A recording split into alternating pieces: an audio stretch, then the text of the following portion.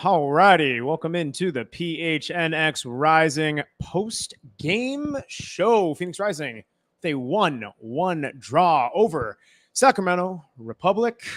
Man, there was a lot in this matchup. We had a penalty that went in until it didn't. We have a goal ruled off for offsides until it wasn't, and it counted. And you have a little bit of everything in between. And Phoenix Rising come away with a point off of pretty much top team in the West. One of the contenders. They are the top team in the West. One of the contenders for, teams are going to challenge at the end of the season. And we're feeling pretty good.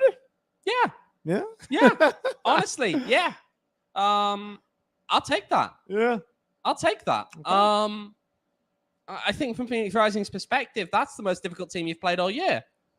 I think that you've got to take and accept the fact that you get a point in that game because it's just such a hard opponent to play against. And especially when you go down, especially given some of the other circumstances involved here, I think that's a good result. Look, again, if I was offered from Phoenix Rising's perspective a draw at kickoff, you take it. They got a draw. Let's go. You take it. Okay. Again, difficult opponents. Weird game overall in some aspects. Overall execution was all right. Yeah, I think it come away with a point. I don't disagree with you. I'm Max Simpson. Do not disagree with you. Owain Evans, the one saying it. We're both happy, right, with the point, given the opponent, given how the team played. I mean, right, Owain, we kind of saw this coming into it that if you were to tell me, and, we've had our conversations of, hey, this is a possibility if you're going to circle a game on the season, knowing where Rising is playing, knowing where the opponent has been playing. This one that could have gotten ugly, but by and large, this was pretty much, you kind of close your eyes. The stats tell the same thing. The eye test told the same thing. This is a pretty even match across the board. And you really, at least from my perspective, curious to get yours, I couldn't really say there was a definitive team that deserved a victory in this one. Yeah, I think it draws a fair result. Yeah. I mean, Rising think they could have edged it. I don't know. Well, it's this is why we do this. This is why we're here to pontificate, as we say. But appreciate everyone in the chat doing their thing. Edward in the chat, can't believe it. Rising didn't beat Sac Republic. Devin on the chat, good refs today, guys. We're gonna get into that. We will get into that. Brett George, other circumstances, code word for bad refs. All right. Well, you know what? Hang on, mate. You missed the best one in there. Whoa. Edward with ref said Panos. Okay, I say Payes. I see what actually. That's awful. That is terrible. That's fair. Actually, there was a great one as well. Just to shout for possible penalty. No, Matt should not have taken the penalty. I never missed a pen in my life. Stop it, fat kids. Don't encourage the man. Don't encourage the man. That's true. I should not be encouraged, but encourage you to look on screen and we'll go through the numbers. Right, Phoenix Rising again, a 1-1 draw with Sacramento Republic, right? Kind of looking at this again, kind of matches the eye test again. The XG conflated with the penalty. I beat you to it. 1.17 XG. I know the context. I'll just say it now quickly. 0.788 for a penalty. Thank you. So about comes out to even. So 1.17 total XG for Phoenix Rising, 0.47 for Sacramento Republic. Possession, it's about even, 53% for Phoenix Rising. Shots, about even there, 9 for Rising, 7 for Sac Republic. And on goal, 5 of those 9 shots were on target for Phoenix Rising. 2 out of the 7 were on target for Sacramento Republic. Of course, those numbers are brought to you by our friends at Desert Financial Credit Union, named the #1 credit union in Arizona by Forbes. Yeah, I mean, right. Again, the eye test, we said that the stats more or less back it up. This was one of those things where you can say this comes down to individual matchups. We mentioned that the big thing here was going to be, that Sac Republic has the players to threaten on the offensive side. The question was, what can Rising muster offensively? Yeah. And that's really been the question we've been asking all season. How do we think that they showed up tonight? We're okay. Yeah. Look, it was always going to be a bit of an awkward game, right? In that sense, Sacramento are a very defensively astute team. Yep. You got to remember it in that context more than anything. And not only that, but then you look at the first half. Yeah, it took them a little bit to ease their way in, but also, yeah, you're gonna struggle there in terms of, they want to make sure they're not leaving themselves exposed at the back because they know what Sacramento is capable of doing in the attack as well. They're finding their way in the game, and then you get the free kick goal, of course, that changes things, right? And inevitably at that point, Sacramento, a defensively good team, they're going to sit back a little bit more compared to what they may have done had they not scored at that time. But look, there were still some things to work on. Was the second half better? Yes. Did Sacramento still have more touches in Rising's penalty area in the second half alone than Rising had in the entire game? In Sacramento's penalty area, yes. Was Rising's number in single digits? Yes. Yeah. But still, yeah, there's a lot of things in there that just I think overall it was somewhat of a step forward. Yep. Just because of the caliber of opposition, I think. And again, this is a test that this team has not had so far this season. And they came out of it with a result. Given the struggles, look, I personally was expecting Rising to lose tonight. Most people who I spoke to before this game were expecting Rising to lose tonight. They managed to come back after an awkward first half decisions, which again, we will get into. Find the back of the net, no matter how awkward that also may have been, and come away with a point. And I think you have to be happy if you come away with a point. And I think that's exactly it. I mean, right, you mentioned that Rising has not had a test like this Sac Republic team so far in this season. But the other thing, too, you kind of look at the game circumstances. Rising has been in this position, before, even in the last season of, right, you're down at halftime, right? How can you make up that deficit? But the thing is this is almost in a way thinking of even a 2-goal swing of you have a penalty awarded on one end, oh my gosh, ball in the back of net, boom, like just the emotions of like, okay, you're up, you're feeling good. Then to have that taken away, the re-kick, it goes wide, and then boom, ball in the back of the net for Sac Republic. You're thinking going into halftime, listen, we're not going to, at the end of the day, players have to show up and you have to be able to use your talent there. But from the mental side of things, it was a good response. Yeah. I mean, look, we'll hold fire a little bit on too much of the penalty talk. So I'm still waiting to see if we get any responses to the poll questions. We'll backload in the show. But I think if you want to talk mentally on Rising's side of just it's moments of adversity. I think there were some other moments as well in there, especially as the game went on, that were also quite awkward in terms of some challenges that were not the cleanest, I'll put it that way. Scrappy. Yeah. That's what we call those scrappy challenges. I have other words for that. Yeah, I know. I know. We do too. I don't know. I still feel as though just that it was a well thought effort. They battled tonight. Yep. I don't know how many people saw this, but there was a huddle at the end of the game, at the final whistle, and that was I asked Danny Stone about what was in there, and he was saying that it's it was kind of wanting to relay that message, right? That they should be frustrated they didn't get a win, but they did well and should be proud of the way that they ultimately managed to pull off a result despite some of those things that felt like it went against them at times. Again, right? The view inside the camp right now is that this is a good step forward into the next week. And personally, I would broadly agree with that.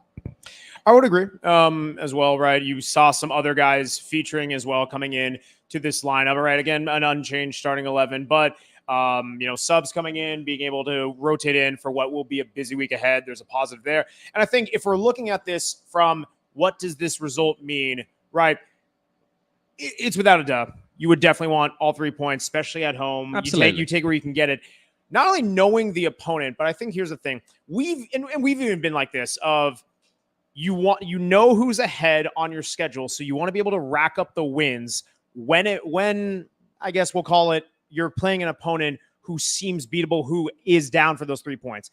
This was not necessarily one of those situations. It's ones that we earmarked of, hey, if you get a point off of Sac, by and large, you would take that as a good result, whether you're home or away in most cases. But the other thing that not just where we're seeing Rising go up and down the table based off the points they get, it's also this is very early on in the season, and this could be something that the team uses not only to galvanize the locker room, but also think about, hey, we just took points off of one of the top guys in the West. Let's see where this can take us. Yeah. Okay. Hey, it's good. It's good still. It's a point off of a top team that will be in the mixer at the start of the end of the season. Sorry, not the start. Were there at the start of the season as well. Yeah. Take it. We will take it. Absolutely. Everyone in the chat, man, you guys are crushing it as well. Damon in the chat. Remi Cabral is magic. Absolutely. Brett George in the chat. Liked seeing JP. I like that. Absolutely agree there. Albert in the chat. Hey, what I missed tonight. Yeah, Albert, you were apparently watching D-backs, so that's okay. That's pretty miserable. And then speaking of Baxter in the chat. Hi. What's up, Baxter? Yeah. Hello. Well, a lot going on there. Again, we're going to get into some of the penalty stuff a little bit, but Owen, I think something to really have a nice palate cleanser for this match. I'd recommend our friends at Circle K. Circle K, guys, they got 69-cent Polar Pops. That's a pretty nice promo, if you know what I mean. 69-cent Polar Pops if you are an Inner Circle member. It's very easy. You download the Circle K app, opt into the Inner Circle program with that phone number, and you get a 69-cent Polar Pop now through September 3rd. Free. It's essentially, you're talking about like less than $1. Polar Pop, can make it ice cold, everything like that. Reese had a nice brisket sandwich, and that's a nice way to wash it down with a Polar Pop. Boom. There you go. It's a stat like a shout out. Circle K. It's fantastic. Get that Polar Pop for 69 cents inside of you, in your veins, in your bloodstream. Boom. Circle K, Polar Pop, 69 cents, Inner Circle program. Let's go. Also, of course, pairs well with Circle K. Pairs well with a nice thirst-quenching Polar Pop. OG's Brands. OG's Brands. Well, it was quite a loopy game. Maybe I could have used it to calm down, a little indica vibe. OG's Brands taking it, chill out a bit. A little of the minis, that's my speed. But of course, the big OGs. If you want something a little higher quality, higher quantity, check them out again on ogsbrands.com across all socials at OG's Brands. Of course, you must be 21 years or older to enjoy responsibly. Mellow out your weekend with some OG's Brands. Yeah. All right. Well, we talked about it a bit, and I know you're probably still looking for a response. We've got a response. Okay, the penalty. Hang on a minute. Okay, I'll set the scene. Give me a second. Sorry, that's okay. I'll set the scene here. Right, Rising, get a penalty awarded. Boom, ball, back of the net. Panos Armenakas, well taken penalty. Okay, but amidst the celebration, we kind of see some movement, and people are like, what's going on here? Kick retaken. Owen Evans. Yeah, so the reason for the kick retake, as we've said, is that it was ultimately an encroachment in this case. Mm-hmm. The encroachment was by Giulio D'Artiotto. If you go now and have a look, we can pull up actually a quick little grab from that moment right at the kick point.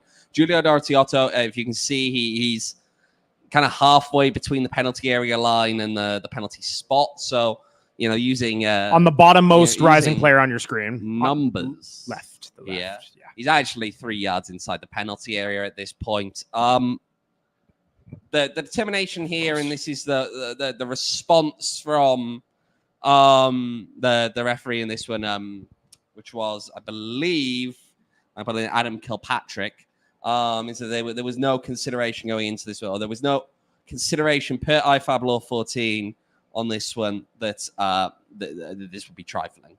Obviously, we know that in practice, a lot of the time, these are given as trifling. He's correct in law, but it's very rare in application. We did get a response from Danny, was that he didn't have an opinion yet. There is a response that's out there via a tweet The penalty taker himself, Panos Armenakas. When was the last time they have called a penalty back when the ball goes indirectly and keeper nowhere near it? With now, a melting face emoji. He's not wrong. And that's kind of the thing here, right? And it's where I was getting at with the second part of that question, which I asked referee Adam Kilpatrick here. Is that a trifling, or what considerations went into it, not being considered trifling in that case? Now, again, is he strictly right that there's no obligation to determine something to be trifling? There's no obligation to determine almost anything to be trifling. You can give him anything if you want. In this case, he's decided it's not, or decided it's not needed to be considered. I mean, clearly there's an extent to which it's needed to be considered because almost everyone in that screenshot is encroaching. Yep. And the determination there is that one player in particular is encroached very severely. Normally, you do not see it given in a case where the ball has not come back into play or where the player who encroaches does not interfere in some way with the result. I mean, it also was interesting as I think the keeper may be off his line. I'm not certain on that one. But again, that doesn't change anything. It would be a retake in this case because of the multiple parts to it. People were questioning whether the feint was something in there and the way that he stopped in the run-up. For a starter, right? We need to put to bed some nonsense, and that is people seem to think that you cannot stop in a run-up. That is just wrong. That is nonsense. This is not ice hockey. Stop with this nonsense. It's not true. Got no basis in anything. Just stop. You cannot feint once the run-up has been completed. So when you are at the ball, you can't feint then. If that was the determination, then it wouldn't have been a retake. An indirect free kick would have been awarded to Sacramento at the point of the infraction, so on the penalty spot, and Panos would have been cautioned. Okay? So just to clear that one up there. Nothing to do with the run-up. And if it was, wouldn't have had anything like the result we had here. Now, here's something I will say. I'm intrigued now, and this is a genuine question I'm putting to you. Sure. And then we're getting away from the law stuff now. We'll bore people with that. And we know we'll bore people with that. We're not going to bore people with that. Do you give Panos the ball for the second one? That was the question. And I heard a lot of there was discussions in the South End, and it's easier to say in retrospect. We've seen this team give it to different players within the same game. That Tulsa match, Remi Cabral took the first one. Darius Formella took the second. Man, it's a tough one. I would say most people, and in most situations, I would say no, you give it to a different player. I don't know. You can go either way with this. Yeah. I honestly don't have a strong opinion considering that he had made the first one. I still think you give it to Remi. I kind of wanted to see Remi take the first one anyway. I know, but I understand why Panos is probably your first taker, really. Yeah. So I understand why you give it to him, but I just don't think you give him the second one, given the circumstances. Sure. That's understandable. That's difficult to make him go back up there and take it again. I don't think you choose to do so, personally. Yes.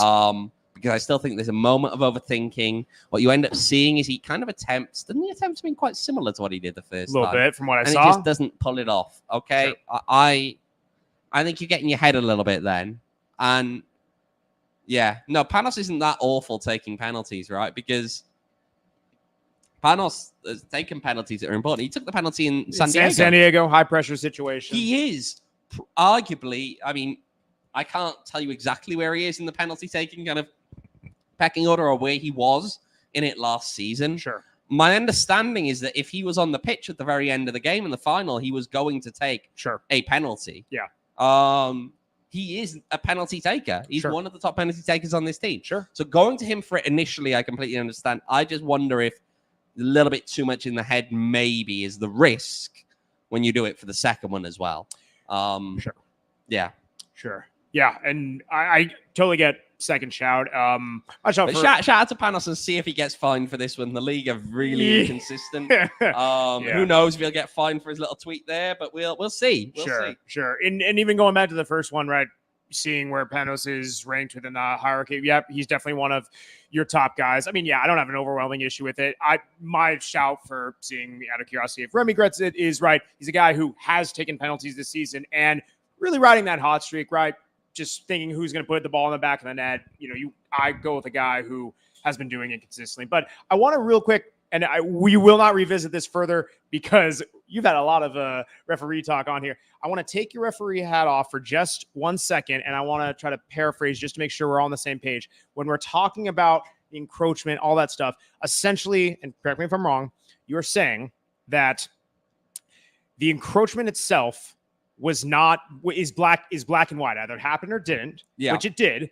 But what perhaps is the dispute is the gray area. How much did it actually impact? Right. And this is where the IFAB are often they like to be mealy-mouthed a little bit. And they talk about this concept of trifling offenses. It's the idea that not everything that is done is worthy of being called. Sure. We actually saw a movement in that direction in terms of keepers coming off of their line. Okay? To be clear on this one now, it's only an offense for a keeper to do it if it clearly impacted the kicker. Yes. So, for example, a keeper comes off their line and saves it, then it's going to be retaken. Keeper comes off their line early and it goes over the crossbar, and you can't, I don't know what an obvious impact on the kicker would necessarily be, but I'd imagine you'd know it when you see it. You wouldn't order a retake in that moment. That's kind of the movement. Now, they haven't gone that far with encroachment, but also I'll put this to you. How many times do you see a penalty kick taken which doesn't feature some sort of encroachment? If we're going on the strict liability offense here, is the idea. Oh. How many don't feature some form of encroachment? I mean, yeah, everyone Practically does. None. Yeah. Yeah. So, I mean, as far as I'm aware, most of the time it's ones that are taken during penalty shootouts when there's no one to encroach. Almost all of them are. That's, I think, where the dispute and where the thing goes is in that moment. And this is always, again, a question the IFAB kind of puts you, and it's all wishy-washy a little bit, right? I understand that. And obviously, trifling can also change based on how egregious the offense is. Sure. But there's always the question of what the game expects. And I think in those moments, the question is, does the game expect that to be called back? Is it a just resolution in that case? Again, complicated. Technically in law, he is fully correct. Albert in the chat. Oh, great. More subjective calls where we leave it to the ref. That's everything, though, Albert, right? Okay. Yeah. You got to bear in mind that whether something's a yellow, a red, or nothing at all is whether the referee determines it to be careless, reckless, or with excessive force. Now, what do those mean? We have definitions to an extent, but only to a certain extent. So a lot of these things all work in that way, right? And that's kind of where we are. You've got to work with that stuff. It's complicated, but yeah, no. Okay. Well, I mean, this is all part. This penalty is all part of a kind of wild game with a lot going on, and that leads well to our man of the match. Certainly doesn't it? It's a man who had multiple involvements, multiple goal involvements. Dare I say, it is, of course, the referee, Adam Kilpatrick. Shout out! He got a nice little yellow for Darius Formella in there as well. I saw that when he was on the bench, actually warming up. 4 cards, 25 fouls, a 1 retaken penalty, and 1. I guess this is more of his crew, but 1 questionable non-offsides, which resulted in Rising's goal standing. It was quite a banner day, as they say at the office. Yeah. Well, just kind of one of those where that's how they go. Kind of one of those wonky games. It kind of, that 1-1 draw kind of makes a lot of sense, just like our friends at Fort Peaks make just all the sense in the world. That Bad Birdie Juicy Golden Ale, it just knocks your socks off. If you're wearing socks, knock them right off. If you're not wearing socks, I mean, shoot, you got to put some socks on because they'll knock them right back off again. Enough about socks, though. Bad Birdie, it's just. Why are we talking about socks? Hey, man? I'm just saying. No, actually, I don't want to get this chat stirred up. That's another thing. No. Is the chat gonna start talking about Max's feet again? Okay, see. Reese, your internship's Reese on is thin ice. grinning Your internship's on thin ice. There we go. Here they come, Reese. Alex, love it. This is honestly on me for calling it out. I will also count. 3 people have already. I will also count all out 4 Peaks. They are just fantastic, right? Again, they're good stuff. Bad Birdie, Juicy Golden Ale, their Hop Knot. Oh gosh, their Golden Ale, their Lager, everything. Just fantastic. Go check them out, of course, at their 8th Street Pub.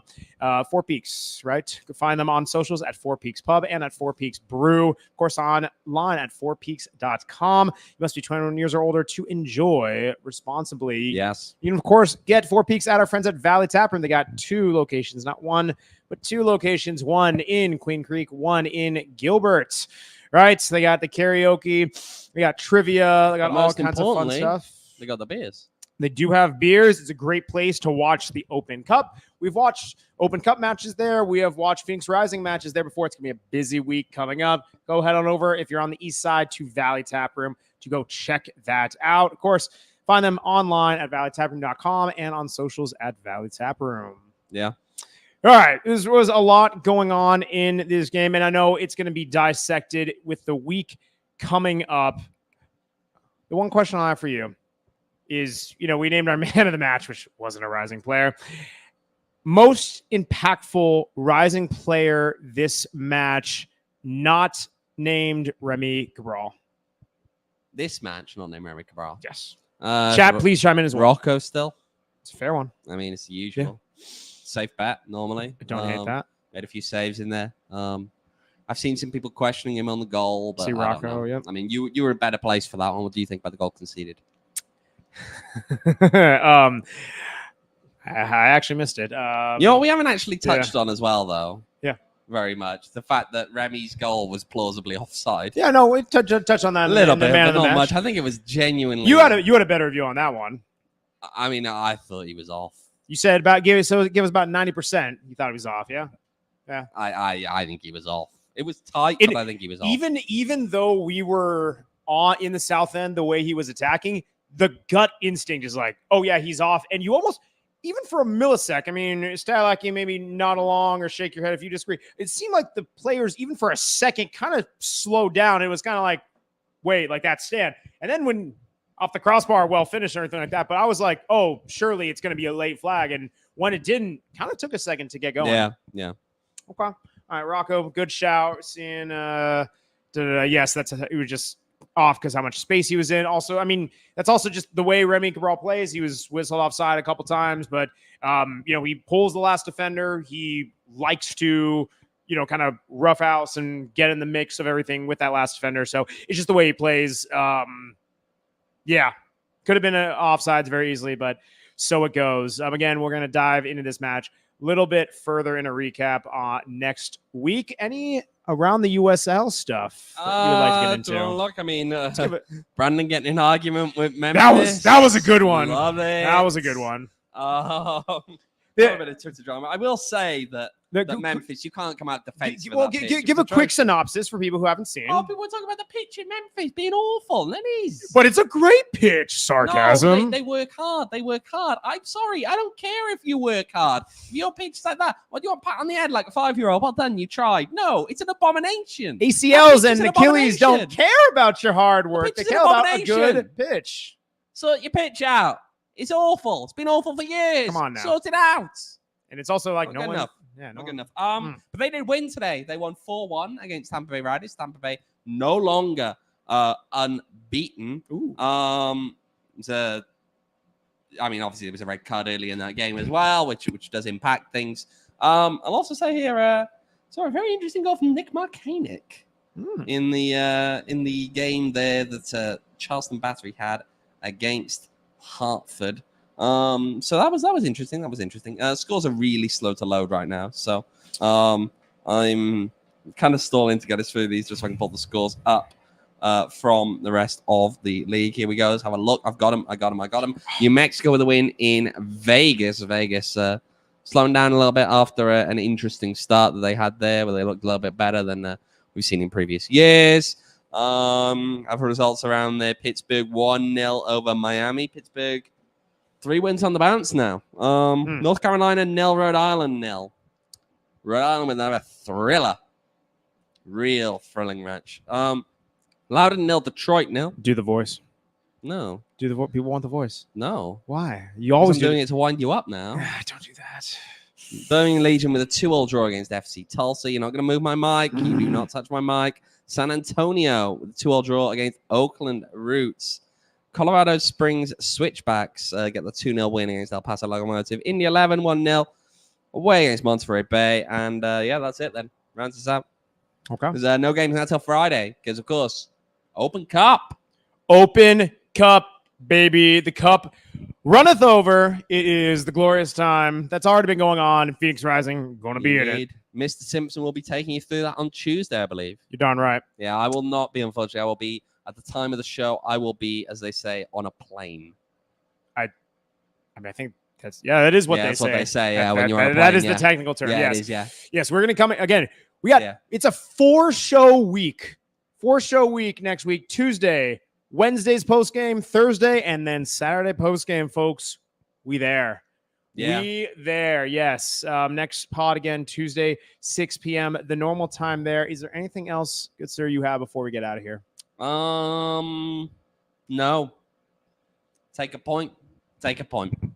Take a point. We will take you home. Appreciate everyone joining us here on the PHNX Rising post-game show. Of course, you can follow me on Twitter at Max David Simpson. Also, a quick shout out, PHNX Locker. Get the merch if you haven't already, phnxlocker.com. You can follow Owen on Twitter at OJEvans18. You can follow Reese, Stylike Reese on Twitter at Reese11_. And Producer Jacob Franklin, you find him on Twitter at Jacob_Franklin4. Jacob, or as Max will now, I'm sure, come up with a new way. There's a rap beef going on for those who are, doing their thing. So, I think Jacob Franklin's going to be dropping a diss track of his own. So you can follow him on that, the green and black background music app at Jacob Franklin. There you go. He's dropping a diss track probably at midnight, but appreciate everyone joining us here on the PHNX Rising podcast. What? On the PHNX Rising podcast post-game show? No, why are we doing more Jacob content again? We're always doing Jacob content. We love bullying Jacob. We're not. We love Jacob.